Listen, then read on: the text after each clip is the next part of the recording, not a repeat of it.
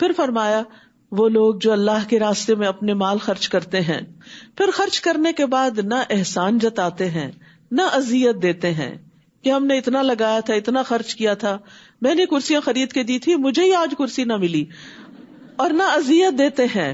ان کے لیے ان کا اجر ان کے رب کے پاس ہے، ان پر نہ تو کوئی خوف ہوگا اور نہ ہی وہ غمگین ہوں گے. تو کسی غریب کی عزت نفس کو مجروح کرنا یا دینے کے بعد احسان جتانا یا پھر کسی نہ کسی طرح باتیں بنانا، یہ ساری چیزیں پھر ان صدقات کو ضائع کر دیتی ہیں. ایسے میں فرمایا قول معروف ومغفرۃ خیر من صدقۃ یتبعها اذی واللہ غنی حلیم. اچھی بات کہنا اور درگزر کر دینا اس صدقے سے بہت بہتر ہے جس کے بعد اذیت ہو. یعنی اگر آپ صبر نہیں کر سکتے تو پھر بس اچھا اخلاق اپنا لیں، خوبصورت بات کیا کریں، لوگوں سے پیار سے پیش آیا کریں، ورنہ دوسروں کو اذیت دینا تو سارے اعمال کو برباد کر دیتا ہے. اور اللہ بہت بے نیاز ہے، بے حد بردبار ہے. یا ایھا الذین آمنوا لا تبطلوا صدقاتکم بالمن والاذی. اے لوگو جو ایمان لائے ہو، اپنے صدقات کو احسان جتا کر اور اذیت دے کے ضائع نہ کرو. اس شخص کی طرح جو اپنا مال لوگوں کو دکھانے کے لیے خرچ کرتا ہے. یعنی جب اللہ کے راستے میں دو تو دکھاوا بھی مت کرو. اور اللہ اور یوم آخرت پر ایمان نہیں رکھتا. اگر رکھتا ہوتا تو پھر چھپا کے دیتا اور کبھی احسان نہ جتاتا، کیونکہ جس رب کو دیا اس نے دیکھ لیا، اس نے قبول کر لیا. فرمایا اس کی مثال چکنے پتھر کی مثال کی طرح ہے، جس پر مٹی ہو پھر اس پر تیز بارش پڑے تو اس کو صاف چٹان کی طرح چھوڑ دے، اور جو کچھ انہوں نے اجر کمایا اس میں سے کسی چیز پر بھی وہ قدرت نہیں رکھیں گے، کچھ بھی ثواب ان کو نہیں ملے گا، ساری کوشش ضائع ہو جائے گی. اور اللہ کفر کرنے والوں کو ہدایت نہیں دیتا. بعض اوقات ہم انڈائریکٹلی اپنے صدقات کا اظہار کرتے رہتے ہیں، اس کو دیا، اس کو کھلایا، اس کو کتابیں لے کر دی، فلاں کی تو فیس میں دیتی ہوں، تو فلاں کا ٹرانسپورٹ میں کر رہی ہوں، وغیرہ وغیرہ. اپنی نجی مجلسوں میں، پارٹیوں میں، سوشل گیدرنگز میں اس طرح لینے والوں کی عزت مجروح ہوتی ہے. تو اس چیز سے بھی بچنا چاہیے. ایسا کرنے سے جو آپ نے کیا وہ وقتی طور پہ جو فائدہ ہوا، اس کے بعد تیز بارش آئی، سب مٹی بہا کے لے گئی، چٹیل پتھر باقی رہ گیا. جیسا اعمال نامہ کورے کا کورا پہلے تھا ویسے کا ویسا دوبارہ ہو گیا، جو کیا وہ ضائع ہو گیا. تو اس لیے انسان کو اپنے صدقات کو چھپانے میں بھی صبر سے کام لینا چاہیے اور اپنی زبان بند رکھنی چاہیے، کیونکہ ہم بندوں کو دکھانے کے لیے، ان کی نظر میں بڑا بننے کے لیے نہیں کر رہے، یہ اللہ کی خاطر کر رہے ہیں. اور جو جتنا اخلاص سے کرے گا نا، اس کا اتنا زیادہ ملٹی پلائی ہوگا، اتنا زیادہ بہترین طریقے سے قبول ہوگا، اتنا بڑا اجر و ثواب قیامت کے دن ملے گا. اور سب سے بڑا اجر و ثواب کیا ہے کہ خوف اور رنج دور ہو جاتا ہے، غم دلوں سے دور ہو جاتا ہے، کیونکہ دل کے اندر ایک خاص طرح کی ٹھنڈک پیدا ہوتی ہے. اور اس میں آپ دیکھیے کہ اس وقت بہت سی ریسرچز بھی ایسی کی گئی ہیں کہ جس سے پتہ یہ چلتا ہے کہ چیریٹی کا کام کرنے والے جو ہیں وہ بہت خوش رہتے ہیں. ہارورڈ بزنس اسکول کے پروفیسر اور کچھ اور استادوں نے محسوس کیا کہ جب ان کے پروگرام کے پارٹیسپینٹس نے دوسروں پر خرچ کیا تو ان کے اندر زیادہ خوشی دیکھی گئی بنسبت خود پہ خرچ کرنے کی. یعنی دو طرح کے لوگ ہوتے ہیں، ایک جاتے ہیں پیسے زیادہ ہو گئے، اب مچل رہا ہے دل، چلو کچھ شاپنگ کرتے ہیں، کہیں کسی مال میں گھس گئے، یہ خرید لیا وہ خرید لیا، وہ بھی ایک ایڈکشن سی ہو جاتی ہے، اس سے بھی ایک خوشی ہوتی. لیکن ریسرچ سے یہ پتا چلا کہ جن لوگوں نے اپنے پہ نہیں دوسروں پہ خرچ کیا ان کو زیادہ خوشی ملی. پھر اسی طرح 2006 کی ایک اسٹڈی کے مطابق جب چیریٹیز دینے والوں کے دماغ کے کچھ حصوں کو چیک کیا گیا تو اس سے پتا چلا کہ ان کے اندر خوشی اور اعتماد اور ایک مثبت سوچ زیادہ ہے. تو اسی طرح انسان کی صحت پر بھی اس کے بہت اچھے اثرات پڑتے ہیں.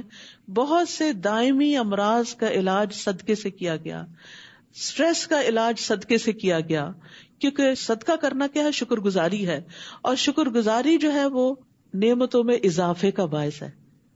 شکر کیا ہے؟ نعمتوں میں اضافے کا باعث. جب آپ دیتے ہیں تو دے کے خوشی ہوتی ہے آپ کو بھی، لینے والے کو بھی، اور وہ پھر واپس آپ کے اوپر ریفلیکٹ کرتی ہے، پھر آپ کو دوبارہ ملتی ہے. یعنی ریپل ایفیکٹ ہوتا ہے، اور انسان کے اندر اس کے اثرات جو ہے وہ جسم کے روئے روئے تک جا پہنچتے ہیں. تو اسی لیے یہاں پر کیا فرمایا گیا کہ جو لوگ اپنے مال اللہ کی رضامندی اور اپنے دلوں کے جماؤ کے ساتھ خرچ کرتے ہیں، ان کی مثال اس باغ کی طرح ہے جو اونچی جگہ پر واقع ہے. اور باغ کا تو تصور آتے ہی انسان کا دل خوش ہو جاتا ہے. جسے تیز بارش پہنچے تو اپنا پھل دگنا لائے، اور اگر اسے تیز بارش نہ بھی پہنچے تو پھواری کافی ہوتی ہے. اور تم جو بھی عمل کرتے ہو اللہ اسے خوب دیکھنے والا ہے. یعنی جب انسان دل کی خوشی سے زکوٰۃ دیتا ہے یا صدقات دیتا ہے تو وہ ایمان کی حلاوت پاتا ہے. رسول اللہ صلی اللہ علیہ وسلم نے فرمایا، جس نے یہ 3 امور سر انجام دیے وہ ایمان کا مزہ چکھ لے گا. نمبر 1، جس نے ایک اکیلے اللہ کی عبادت کی اور بے شک اللہ کے سوا کوئی الہ نہیں. اور نمبر 2، اس نے اپنے دل کی خوشی کے ساتھ وہ زکوٰۃ ادا کی جو ہر سال اس پہ فرض ہوتی ہے. نمبر 3، نیز زکوٰۃ میں بہت بوڑھا، بیمار، مریض اور گھٹیا جانور نہیں دیا، لیکن اپنے مال سے معتدل اور متوسط چیز دی، کیونکہ اللہ نے تم سے نہ بہت بہتر چیز کا مطالبہ کیا اور نہ تمہیں گھٹیا چیز دینے کا حکم دیا. تو ایسا شخص جو ہے وہ ایمان کی حلاوت پا لے گا کہ جو اللہ کی رضا کے لیے مال دیتا ہے، خواہ وہ زکوٰۃ ہی کیوں نہ دے رہا ہو. نبی صلی اللہ علیہ وسلم نے فرمایا، اللہ کا تقوی اختیار کرو اور اپنی 5 نمازیں ادا کرو اور 1 مہینے کے روزے رکھو. دل کی خوشی سے اپنے مال کی زکوٰۃ ادا کرو اور اپنے امیر کی اطاعت کرو، تم اپنے رب کی جنت میں داخل ہو جاؤ گے. تو دل کی خوشی سے مال خرچ کرنا جنت میں داخلے کا سبب ہے. کیا تم میں سے کوئی یہ چاہتا ہے کہ اس کا کھجوروں اور انگوروں کا ایک باغ ہو جس کے نیچے نہریں بہتی ہوں، اس کے لیے اس میں ہر طرح کے پھل ہوں، اور اس حال میں اس کو بڑھاپا آ پہنچے اور اس کے چھوٹے چھوٹے بچے ابھی کمزور ہوں تو اچانک اس باغ پر ایک بگولا آ پڑے جس میں آگ بھری ہو تو وہ جل کر راکھ ہو جائے؟ اسی طرح اللہ تمہارے لیے نشانیاں کھول کر بیان کرتا ہے تاکہ تم غور و فکر کرو. یہ اس شخص کی مثال ہے جس نے ساری زندگی محنت کی، بہت کچھ کمایا، انویسٹ کیا، لیکن آخر میں وہ سارے کا سارا ختم ہو کر رہ گیا. یعنی جو لوگ بظاہر بڑے بڑے کام کرتے ہیں، بڑی شہرت بھی ہو جاتی ہے کہ اتنے زیادہ سخی ہیں اور اتنے زیادہ دینے والے ہیں، لیکن نیت خراب تھی، تو قیامت کے دن جب ان کو سب سے زیادہ ضرورت ہوگی اس اجر و ثواب کی تو وہ سب کچھ ضائع ہو چکا ہوگا. تو اس لیے انسان کو دینا چاہیے، اللہ کے لیے دینا چاہیے، نیت کی خوبی اخلاص کے ساتھ دینا چاہیے، اور دکھاوے اور اذیت سے پرہیز کرنا چاہیے، احسان جتانے سے پرہیز کرنا چاہیے. اے لوگو جو ایمان لائے ہو، ان پاکیزہ چیزوں میں سے خرچ کرو جو تم نے کمائی ہیں. ایک اور چیز بتا دی گئی کہ دیتے ہوئے پاکیزہ مال خرچ کرو، حلال مال خرچ کرو، دیکھنے میں بھی اچھی چیز ہو. اور جو ہم نے تمہارے لیے زمین سے نکالی ہیں، یعنی کھانے پینے کی چیزیں، وہ بھی اللہ کے راستے میں دو. اور جو تم خرچ کرتے ہو اس میں سے خراب چیز دینے کا ارادہ نہ کرو جبکہ تم خود اس کو لینے والے نہیں، مگر یہ کہ تم اس بارے میں چشم پوشی کر جاؤ. اور جان لو کہ بے شک اللہ بہت بے نیاز ہے، بہت تعریف والا ہے. شیطان تمہیں محتاجی سے ڈراتا ہے کہ تمہارا کیا بنے گا اگر تم نے دوسروں پہ خرچ کر دیا، اور بے حیائی یعنی بخل کا حکم دیتا ہے. اور اللہ تم سے اپنی بخشش اور فضل کا وعدہ کرتا ہے، اور اللہ وسعت والا ہے، خوب جاننے والا ہے. یؤتی الحکمت من یشاء ومن یؤت الحکمت فقد اوتی خیرا کثیرا وما یذکر الا اولو الالباب. وہ جس کو چاہتا ہے حکمت عطا کرتا ہے، اور جس کو حکمت عطا کی گئی تو یقیناً اسے بہت زیادہ خیر سے نوازا گیا، اور نصیحت تو وہی قبول کرتے ہیں جو عقل والے ہیں. حکمت کیا چیز ہے؟ جو مل جائے تو خیر کثیر مل گئی. ابن عباس کہتے ہیں اس سے مراد قرآن میں سمجھ بوجھ ہے، بہت بڑی دولت ہے یہ. پھر دین کا علم ہے، نبوت بھی اس سے مراد لی گئی، اللہ کی خشیت کہ جس کو اللہ کا خوف لگ جائے، درست بات تک جا پہنچنا. پھر اسی طرح عقل اور سمجھ، دین و دنیا کی اصلاح، یہ سب چیزیں وہ ہیں کہ جو حکمت سے تعلق رکھتی ہیں. کیونکہ جب انسان کے اندر عقل اور بصیرت آ جاتی ہے، حکمت آ جاتی ہے، اور ساتھ مال بھی مل جاتا ہے، تو پھر اس کو یہ سمجھ آ جاتی ہے کہ آخرت کے اعتبار سے بہترین انویسٹمنٹ کیا ہے، مجھے کہاں خرچ کرنا چاہیے، کس کو دینا چاہیے، کس جگہ لگانا چاہیے. پھر وہ یہ نہیں دیکھتا کہ مجھے دنیاوی اعتبار سے کہاں سے تعریف ملے گی، اکنالجمنٹ ملے گی، رسید ملے گی، کیا ملے گا. نہیں، وہ یہ دیکھتا ہے کہ مجھے کہاں سے آخرت کا اجر زیادہ ملے گا، میرا صدقہ کہاں زیادہ ملٹی پلائی ہوگا. اسی طرح یہ صرف صدقے کے بارے میں نہیں، حکمت کا تعلق تو پوری زندگی سے ہے. اور حکمت کے عمومی معنی کیے جاتے ہیں رائٹ ٹائم پہ رائٹ ڈیسیژن کرنا، کہ انسان اپنی صبح سے لے کے شام تک جو بھی کام کرتا ہے ان کے بارے میں صحیح ڈیسیژن لے، تاکہ وہ اپنی اس زندگی کو صحیح معنوں میں اپنی آخرت کے لیے انویسٹ کر سکے، اپنے ہر لمحے سے اپنی آخرت کما سکے. عقل مند کون ہے؟ جو اپنے ہر لمحے سے اپنی آخرت کماتا ہے، چاہے وہ دنیا کا بھی کام کر رہا ہوتا ہے لیکن اس میں بھی وہ آخرت کا فائدہ ڈھونڈ رہا ہوتا ہے. اور ہمارا حال یہ ہے کہ ہم آخرت کے لیے کام کر رہے ہوتے ہیں اور اس میں بھی دنیا کے فائدے ڈھونڈ رہے ہوتے ہیں کہ اس کے بدلے مجھے دنیا میں کیا ملے گا. سوچ بدل لیجئے، دوسری طرح سوچنا شروع کر دیجئے کہ دنیا کا کام کرتے ہوئے بھی کیا سوچنا ہے، آخرت میں اس کے بدلے کیا ملے گا. تو اللہ تعالیٰ آپ کو دنیا کی خوشی اور دنیا کی بھلائی بھی دے گا، کیونکہ اللہ ایمان والوں کا دوست ہے. بھلا وہ دنیا میں آپ کو تنہا کیسے چھوڑ دے گا؟ جب آپ اس کے راستے میں، وہ آپ کی مدد کیوں نہیں کرے گا؟ اس کا پورا یقین ہونا چاہیے. آپ دیکھیے انسانوں میں سے بھی اگر آپ کسی انسان کے ساتھ اچھا کرتے ہیں، اس کی مدد کرتے ہیں یا اس کی مرضی کے مطابق کچھ کام کرتے ہیں، تو وہ بھی آپ سے راضی ہو کر آپ کے ساتھ احسان کرتا ہے. وَلِلَّهِ الْمَثَلُ الْأَعْلَى، اللہ تو سب سے بلند اور عظیم ترین ہے. یہ کیسے ہو سکتا ہے کہ اللہ کے لیے کچھ کرے اور وہ اس کی قدردانی نہ کرے؟ وہ تو ایک ذرے کی بھی قدردانی کرتا ہے. وَمَن يَعْمَلْ مِثْقَالَ ذَرَّةٍ خَيْرًا يَرَهُ وَمَن يَعْمَلْ مِثْقَالَ ذَرَّةٍ شَرًّا يَرَهُ. پھر فرمایا وَمَا أَنفَقْتُم مِّن نَّفَقَةٍ أَوْ نَذَرْتُم مِّن نَّذْرٍ فَإِنَّ اللَّهَ يَعْلَمُهُ. اور جو بھی تم خرچ کرو، کسی بھی قسم کا کوئی خرچ یا جو بھی نظر تم مانو، کسی بھی طرح کی کوئی نظر، تو یقیناً اللہ اس کو جانتا ہے اور ظالموں کے لیے کوئی بھی مددگاروں میں سے نہیں ہوگا. یعنی کسی لمحے کہیں آپ کارڈ سوائپ کرتے ہیں صدقہ کرنے کے لیے، کسی لمحے چھپا کے کچھ کسی ڈبے میں ڈالتے ہیں، کسی کی مٹھی میں کچھ دیتے ہیں، کچھ بھی کرتے ہیں، اس کو فوراً پتہ چل جاتا، وہاں فوراً حاضری لگ جاتی ہے کہ اس بندے نے یہ کام کر لیا. دنیا والوں کے ریکارڈ میں نہیں بھی آئے گا لیکن اللہ کے ریکارڈ میں آئے گا. تو ایسا شخص جو دوسروں کی مدد کرتا ہے، اللہ اس کی مدد کرتا ہے. لیکن یہاں بڑی اہم بات کہے گی آخر میں، وَمَا لِلظَّالِمِينَ مِنْ أَنصَارٍ، ظالموں کا کوئی مددگار نہ ہوگا. یعنی جو ظلم کرتے ہیں، غریبوں، مسکینوں، فقیروں اور صاحب حق کو اس کا حق نہیں دیتے اور ان کا مال بھی اپنے مال میں جمع رکھتے ہیں، نہ زکوٰۃ دیتے ہیں نہ صدقہ دیتے ہیں، وہ دراصل اپنی جان پہ ظلم کرنے والے ہیں. اور ایسوں کا پھر دنیا میں بھی اپنے بھی ان کے ساتھ چھوڑ دیتے ہیں اور آخرت میں بھی کوئی ساتھ نہیں دے گا اور اللہ کی مدد اور تائید بھی حاصل نہیں ہوتی. یاد رکھیے کسی کام میں کوئی رکاوٹ آئے، صدقے سے اس کو دور کریں. صدقہ سارے بیریئر توڑ دیتا ہے، اس میں بڑی پاور ہے، اور خصوصاً اگر آپ اللہ کی رضا کے لیے کر رہے ہیں. ان تبدوا الصدقات فنعما ہی، اگر تم صدقات کو ظاہر کرو تو وہ کیا ہی اچھا ہے. یعنی بعض اوقات بتا کے دینے سے بھی بڑا فائدہ ہوتا ہے، اوروں کو موٹیویشن ہو جاتی ہے. اور اگر تم انہیں چھپاؤ اور فقراء کو دو، یعنی اگر پرسنلی دے رہے ہو کسی یتیم، مسکین، غریب کو، تو پھر خفیہ صدقہ کرو کیونکہ عزت نفس مجروح ہوتی ہے. اور اگر تم چھپاؤ صدقے کو اور فقراء کو دو تو وہ تمہارے لیے زیادہ بہتر ہے. اور ویسے بھی خفیہ صدقہ جو ہے وہ ظاہری صدقے سے افضل ہوتا ہے، اور اس کے بدلے وہ تم سے تمہاری برائیوں کو دور کر دے گا.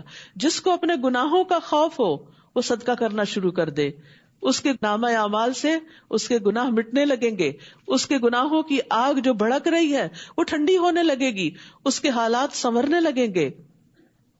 اور جو بھی تم عمل کرتے ہو اللہ اس سے خوب باخبر ہے، اللہ کو سب پتہ چل جاتا ہے.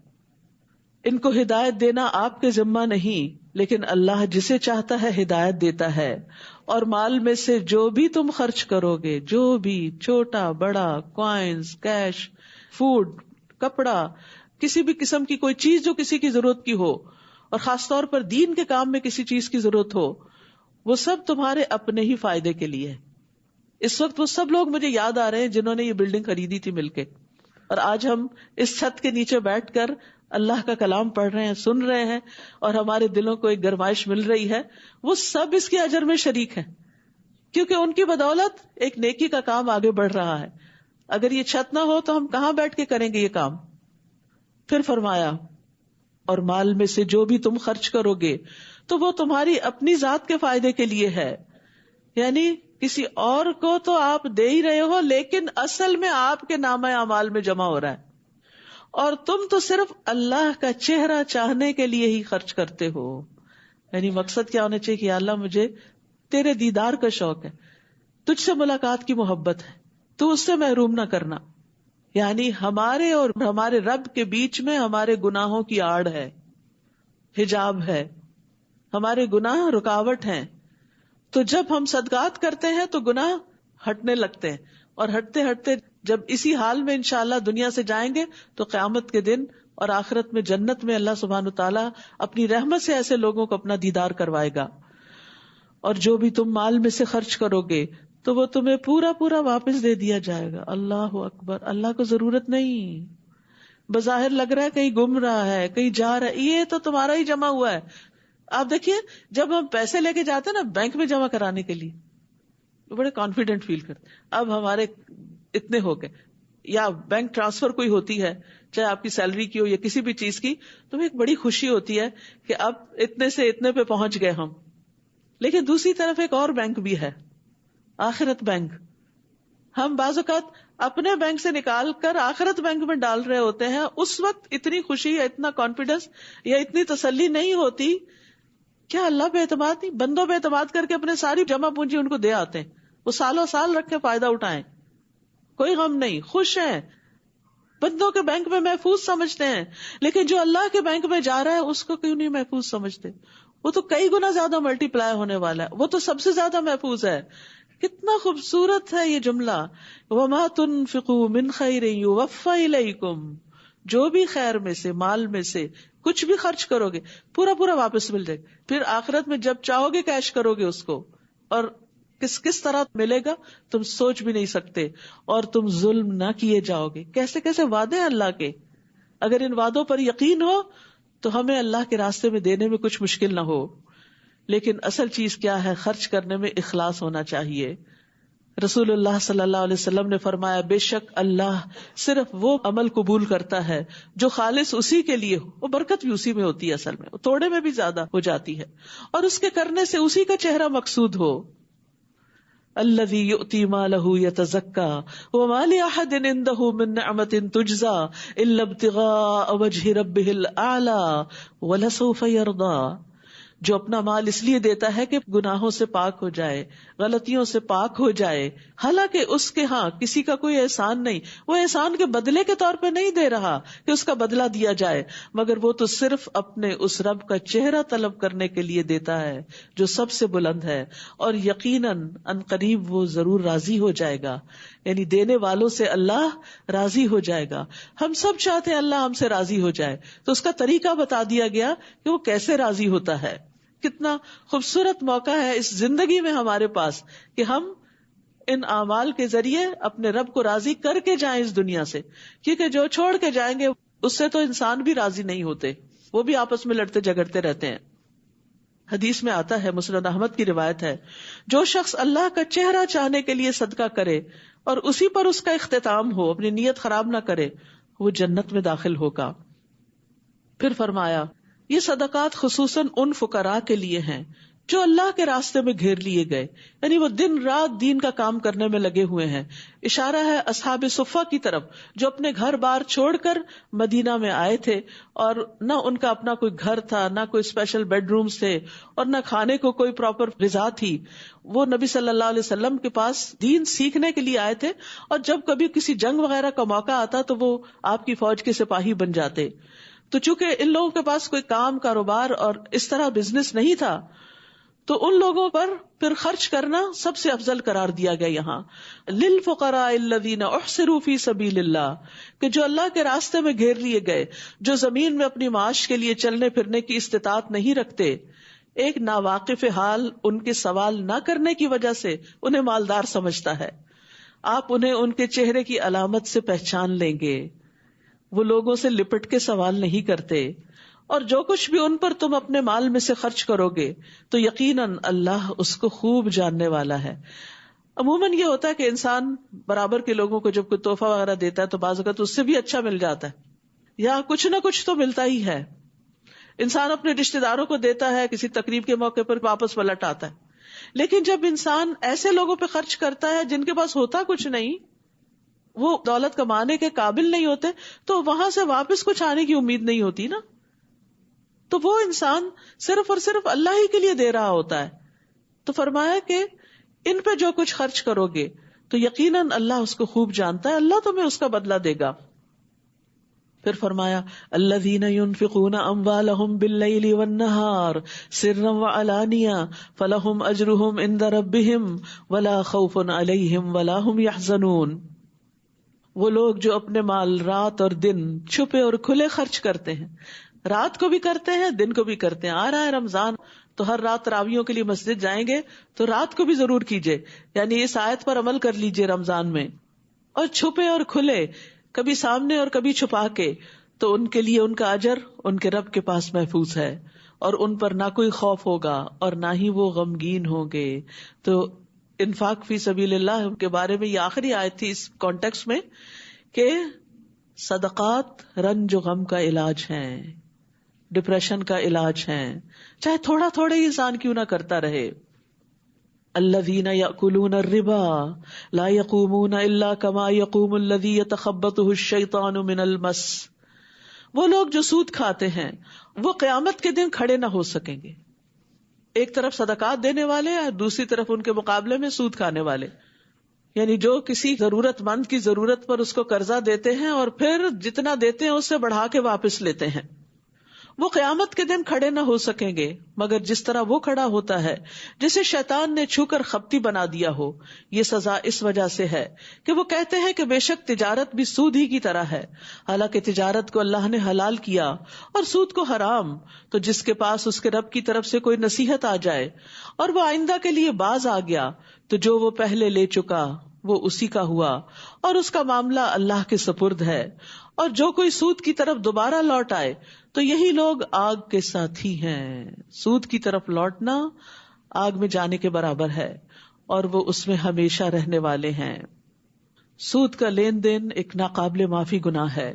رسول اللہ صلی اللہ علیہ وسلم نے فرمایا ایسے گناہوں سے بچو جو معاف نہیں کیے جاتے.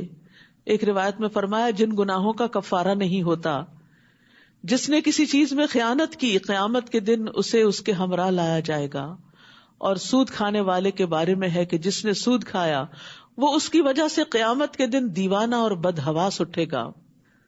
جس طرح قرآن مجید میں آتا ہے کہ وہ اس طرح کھڑے ہوں گے قیامت کے دن جیسے کوئی جن پوزیس کر لے کسی کو اور وہ بندہ ہوش و حواس کھو بیٹھے.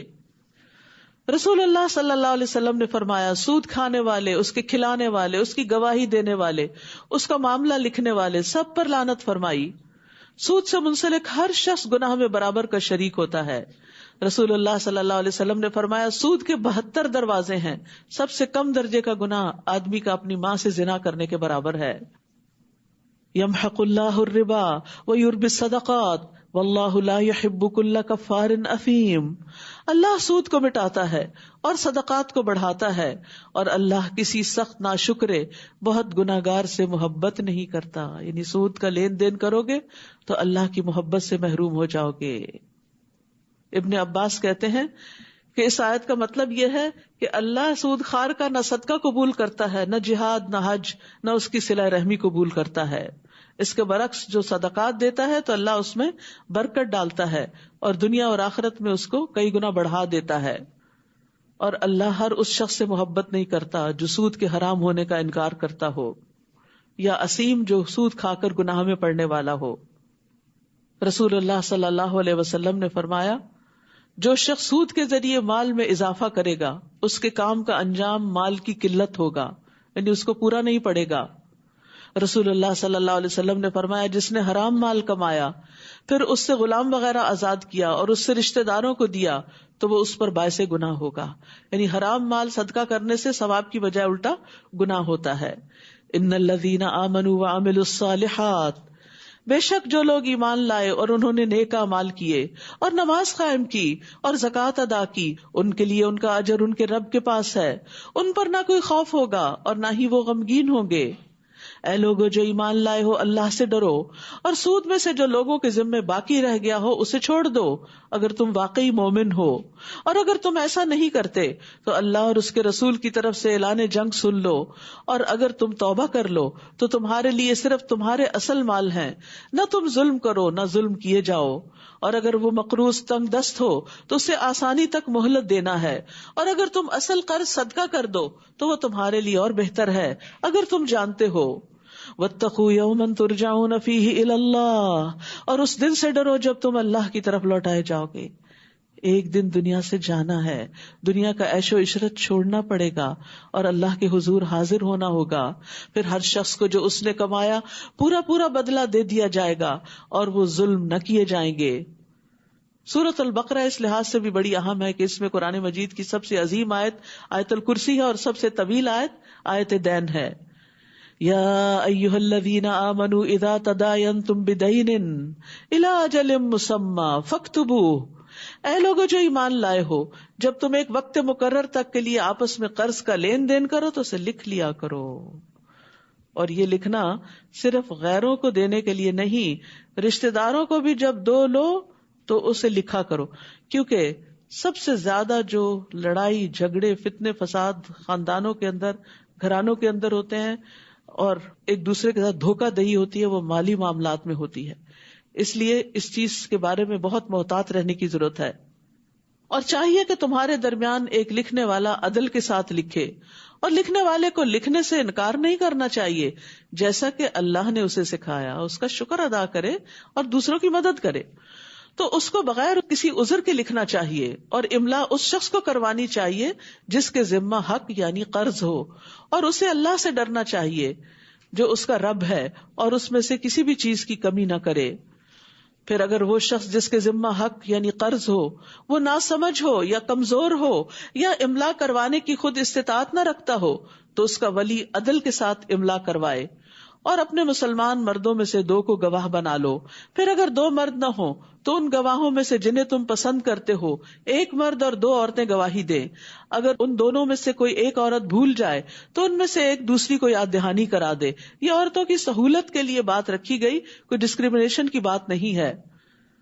اور گواہ جب گواہی دینے کے لیے بلائے جائیں تو وہ انکار نہ کریں، اور قرض چھوٹا ہو یا بڑا اس کے مقرر وقت تک کے لیے اس کی دستاویز لکھنے میں تم سستی نہ کرو، لکھت پڑھت کرو، ورنہ جھگڑے ہوں گے، فساد ہوں گے، خون ریزیاں ہوں گی، قطع تعلقی ہوگی، زندگی جہنم بن جائے گی، کیونکہ اللہ کے حکم کی نافرمانی جو کی دنیا میں بھی خسارہ ہوگا، اور پھر اس کے نتیجے میں جو گناہ کرو گے اس میں بھی پکڑ ہوگی۔ آپ دیکھیے کہ اس وقت کہتے نہیں اپنی گھر کی بات ہے، پھر کیا ہوا، آپ تو اپنے ہی ہیں، لے جائیے، آپ کی زبان پہ یہ اعتبار ہے، ایسی باتیں کر کے اس وقت بہت خوش کر دیتے ہیں دوسروں کو، لیکن پھر کیا کرتے ہیں، پھر جب لینے کی باری آتی ہے دوسرا مکر جاتا ہے یا پھر فوت ہو جاتا ہے اور اس کے وارث دینے کا نام نہیں لیتے، تو پھر اصل صورت سامنے آتی ہے، وہ ساری خوش اخلاقی دری کی دری رہ جاتی ہے اور لوگ انتہائی بد اخلاقی اور بدتمیزی پر اتر آتے ہیں اور ایک دوسرے کو ذلیل کر کے رکھ دیتے ہیں، جو کہ مسلمان کی شایان شان نہیں۔ یہ لکھنا اللہ کے نزدیک زیادہ انصاف والا ہے، یعنی اللہ کو پسند ہے یہ لکھنا، اور گواہی دینے کے لیے زیادہ درست ہے اور زیادہ قریب ہے کہ تم فریقین شک میں نہ پڑو، کیونکہ بعض اوقات فگرز مکس اپ ہو جاتے ہیں۔ مگر یہ کہ نقد تجارت ہو، یعنی پیسے دیے چیز اٹھائی، اس کو نہیں بھی لکھے کوئی بات نہیں، لیکن اب تو اس کو بھی لکھا جاتا ہے، رسیٹ دی جاتی ہے آپ کو کہ اگر آپ نے واپس کرنا ہو یا کوئی بھی کمی بیشی ہو یا اس کی جمع تفریق میں کچھ حساب کتاب میں فرق ہو تو شک دور ہو جائے۔ مگر یہ کہ نقد تجارت ہو جس کا تم آپس میں لین دین کرتے ہو تو تم پر کچھ گناہ نہیں کہ تم اس کو نہ لکھو، اور جب تم باہم خرید و فروخت کرو تو احتیاطاً گواہ مقرر کر لیا کرو، جیسے بڑے سودے ہوتے ہیں، زمینوں کے سودے، مکانوں کے سودے، یعنی جو بڑے بڑے کانٹریکٹس ہوتے ہیں، اور دستاویز لکھنے والے اور گواہی دینے والے کو نقصان نہ پہنچایا جائے، اور اگر تم ایسا کرو گے تو یقیناً یہ تمہاری سخت نافرمانی ہوگی، اور اللہ سے ڈرو، اور اللہ تمہیں سکھا رہا ہے، یہ اللہ کی دی ہوئی تعلیم ہے، اور اللہ ہر چیز کو خوب جاننے والا ہے، لہذا اللہ کی اس تعلیم سے فائدہ اٹھا کر اپنی زندگی کو خوشگوار بنائیے، مالی معاملات میں ان احکامات کی پابندی کیجیے۔ اور یہاں پر خاص طور پر تقویٰ کا پھر ذکر ہوا کہ جو تقویٰ کرتا ہے اللہ کا، اللہ تعالیٰ اس کو سکھا بھی دیتا ہے، اس کے معاملات آسان ہوتے ہیں، تقویٰ سے فرقان ملتا ہے.